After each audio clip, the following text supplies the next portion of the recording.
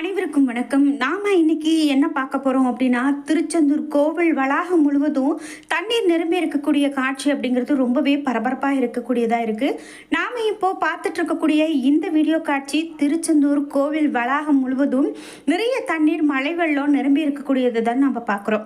கடல் எது, கோவில் வளாகம் எது அப்படின்னே தெரியாத அளவுக்கு வெள்ளத்தால இணைந்த திருச்செந்தூர் முருகன் கோவில் அப்படின்னு இப்போ ரொம்பவே வைரலாக போயிட்டு இருக்கு அப்படின்னு தான் சொல்லணும். தூத்துக்குடி மாவட்டத்தில் விடாம கொட்டி தீர்த்து கொண்டு இருக்கக்கூடிய அந்த கனமழையால திருச்செந்தூர் முருகன் கோவிலை பெருவெள்ளம் வந்து சூழ்ந்திருக்கு அப்படின்னு சொல்றாங்க. அதாவது இது வரலாறு காணாத மழைப்பொழிவு அப்படின்னு சொல்லியிருக்காங்க. மக்கள் வலம் வரக்கூடிய வீதி எங்கும் இடுப்பு அளவிற்கு தண்ணீர் தேங்கி இருக்கு அப்படின்னும், கடலோடு இணைந்திருக்கக்கூடிய திருச்செந்தூர் முருகன் ஆலயம் என்றும் இப்போ ரொம்ப பரபரப்பாக போயிட்டு இருக்கு. அதை பற்றி தான் நாம இந்த வீடியோவில் முழுமையாக தெரிஞ்சுக்க போறோம்.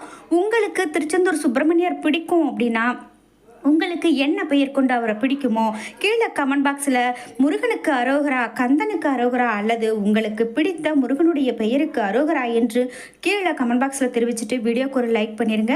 வீடியோவை தொடர்ந்து பாருங்கள், இன்னும் நிறைய தகவல்களை தெரிஞ்சுக்கலாம். வீடியோ உங்களுக்கு மிகவும் பயனுள்ளதாக இருக்கும். கடைசி வரைக்கும் ஸ்கிப் பண்ணாமல் முழுசாக பாருங்கள். நீங்கள் இன்னும் உற்சாகம் டிவி சேனலை சப்ஸ்கிரைப் பண்ணாமல் இருந்தால் சப்ஸ்கிரைப் பண்ணிக்கோங்க. கூடவே இருக்க பெல்லைக்கான மறக்காமல் கிளிக் பண்ணிடுங்க.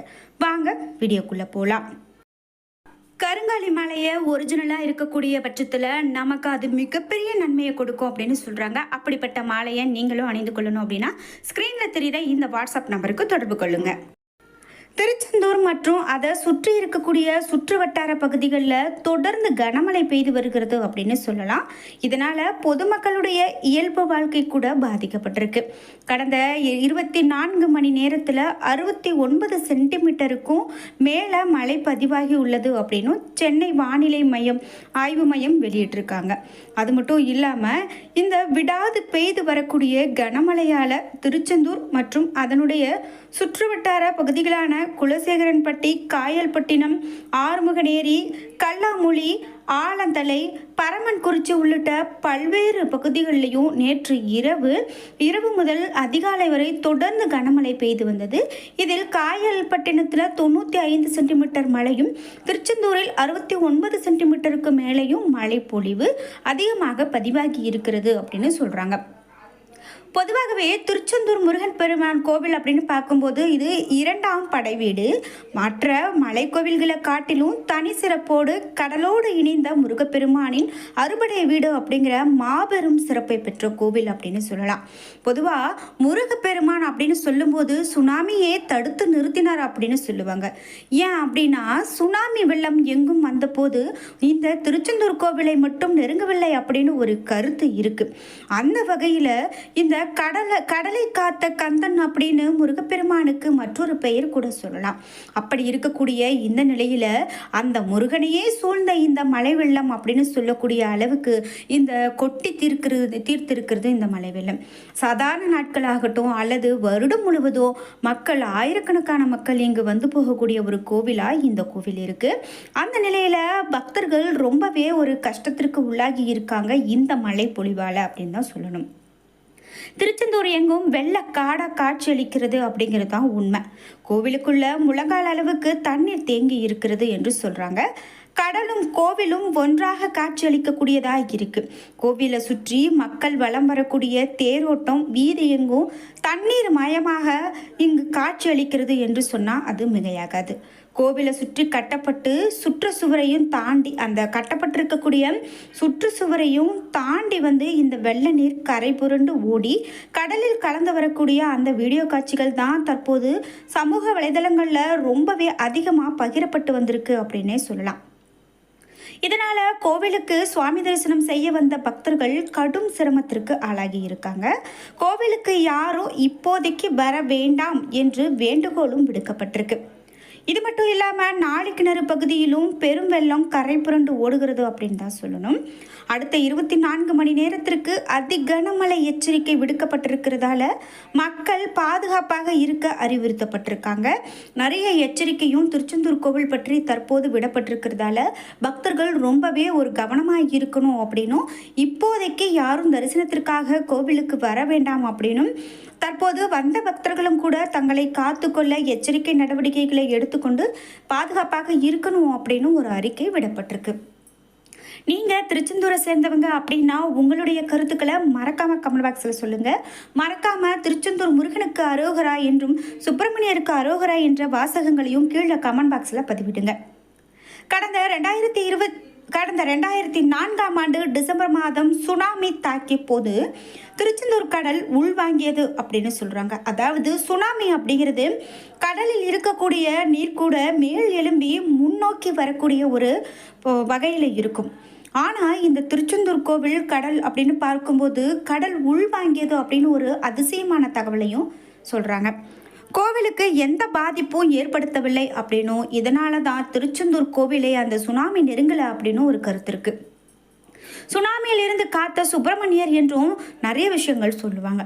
தற்போது மழை வெள்ளத்தில் இருந்து காக்க வேண்டும் என்று பக்தர்கள் கண்ணீர் மல்க வேண்டிக் கொண்டிருக்காங்க என்பதுதான் உண்மை.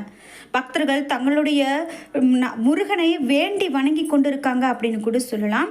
முருகா எங்களை காப்பாற்று அப்படின்னு அங்கு வரக்கூடிய பக்தர்கள் சொல்லக்கூடிய ஒரு விஷயத்த நம்மளால் இப்போது சமூக வலைதளங்களில் பார்த்து கொண்டு இருக்கக்கூடியதாக இருக்குது.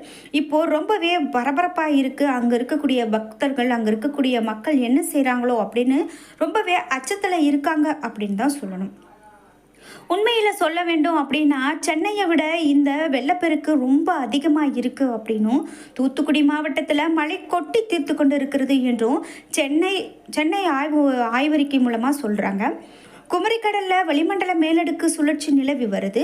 இது அந்த இடத்தை விட்டு 5 கிலோமீட்டர் வேகத்தில் மெதுவாக நகர்ந்து வந்திருக்கிறது என்றும், இதனால் தென் மாவட்டங்களில் கனமழை பெய்து வருகிறது என்றும், தூத்துக்குடி, நெல்லை, தென்காசி, கன்னியாகுமரி ஆகிய மாவட்டங்களில் வரலாறு காணாத மழை பெய்து வந்திருக்கிறது என்றும் ஒரு தகவல் இருக்குது. அதுபோல் மதுரை, சிவகங்கை, விருதுநகர், புதுக்கோட்டை, தேனி உள்ளிட்ட மாவட்டங்களிலும் மழை பெய்து வருது. இந்த நிலையில் மேற்கண்ட இந்த மாவட்டங்களில் இருக்கக்கூடிய அணைகள் நீர்நிலைகள் நிரம்பி வருது. இதனால் அணைகளில் இருந்து தண்ணீர் வெளியேற்றப்பட்டு வருகிறது என்றும் சொல்கிறாங்க.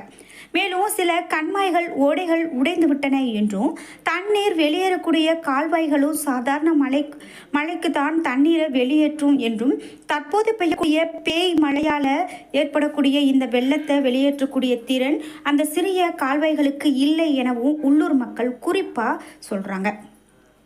திண்டுக்கல் மாவட்டம் பழனி, பொள்ளாச்சி உள்ளிட்ட பகுதிகளிலும் கனமழை பெய்து வருகிறது. இதனால் ஊருக்குள்ள மழை நீர் வந்திருக்கிறது என்றும், ஓடைகளில் காட்டாறு வெள்ளம் ஏற்பட்டிருக்கிறது என்றும், இதனால் பாதிக்கப்பட்ட மக்கள் படகுகள் மூலமாக வெளியேற்றப்பட்டு வருகிறாங்க என்றும், தென்காசியில் நேற்று காலை முதல் 20 மணி நேரமாக அதையும் தாண்டி மழை பெய்து வருகிறது என்றும் சொல்கிறாங்க.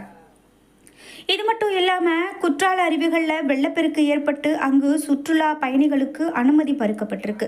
இந்த நிலையில் தூத்துக்குடி மாவட்டம் காயல்பட்டினத்தில் 932 மில்லிமீட்டருக்கும் மேலாக மழை பெய்திருக்கு. இந்த நிலையில் சென்னை வானிலை மையம் தூத்துக்குடி மாவட்டத்தில் காலை முதல் 10:30 மணி வரை பெய்த மழையினுடைய அளவு தான் இது கொடுத்துருக்காங்க. அதற்கு பிறகு இன்னும் கனமழை பெய்திருக்கிறது. சொல்லப்போனால் பேய் மழை அப்படின்னு சொல்லக்கூடிய இந்த மழை பெய்திருக்கிறது. 1000 ஆண்டுகளுக்கு ஒரு முறையாக வரக்கூடிய கனமழையாக இந்த மழை பெய்திருக்கிறது என்றே சொல்லலாம். இதை பார்க்கும்போது உங்களுடைய மனதில் என்ன தோன்றுகிறது என்பதை மறக்காமல் கமெண்ட் பாக்ஸில் பதிவிடுங்க. அதே போல் ஸ்ரீவைகுண்டம், திருச்செந்தூர், காயல்பட்டினம், குலசேகரப்பட்டினம், சாத்தான்குளம், கோவில்பட்டி, கடம்பூர், மணியாச்சி ஆகிய இடங்களில் கனமழையாக சொல்லப்படுது. மேலும் கயத்தாறு, ஒட்டப்பிராரம், தூத்துக்குடி ஆகிய பகுதிகளிலையும் மிக மிக கனமழையாக பெய்து வருகிறது. கழுகுமலை, எட்டயபுரம், விளாத்திக்குளம், வைப்பாறு, மேலும் சூரக்குடி, வேதானத்தம், கீழசரடி மேலும் ஆகிய பகுதிகளில் கனமழை பெய்திருக்கிறது அப்படின்னும், கடல்குடியில் மிதமான மழை அப்படின்னும் நிறைய பேர் சொல்லியிருக்காங்க. இது மட்டும் இல்லாமல் இந்த விஷயங்கள்லாம் பார்க்கும்போது அங்கே திருச்செந்தூரில் தற்போது என்ன நிலவரமோ அப்படின்னு மக்கள் ரொம்பவே அச்சத்தில் இருக்காங்க அப்படின்னு தான் சொல்லணும். அந்த வகையில் இந்த திருச்செந்தூருக்கு இப்போது யாராவது போகக்கூடிய திட்டத்தில் இருக்கீங்க அப்படின்னா அதை தள்ளி வைத்துட்டு இந்த மழையெல்லாம் நின்ற பிறகு செல்வது மிக மிக நல்லது. ஏன்னா நண்பர்களே, இன்னைக்கு வீடியோவில் திருச்செந்தூர் கோவிலை சூழ்ந்திருக்கக்கூடிய அந்த மழைநீர் பற்றியும், அந்த மழை வெள்ளம் இப்போது எவ்வளவு தீவிரமாக இருக்கக்கூடியது அப்படிங்கிற அந்த தீவிரத்தை பற்றியும் நிறைய விஷயங்களை தெரிஞ்சுக்கிட்டோம். இந்த வீடியோ உங்களுக்கு மிகவும் பயனுள்ளதாக இருந்திருக்கும். வீடியோ உங்களுக்கு பிடிச்சிருந்தா லைக் பண்ணுங்கள், ஷேர் பண்ணுங்கள், கமெண்ட் பண்ணுங்கள். நீங்கள் இன்னும் உற்சாகம் டிவி சேனலை சப்ஸ்கிரைப் பண்ணாமல் இருந்தால் சப்ஸ்கிரைப் பண்ணிக்கோங்க. கூடவே இருக்க பெல் ஐக்கானை மறக்காமல் கிளிக் பண்ணிடுங்க. நன்றி வியூவர்ஸ்.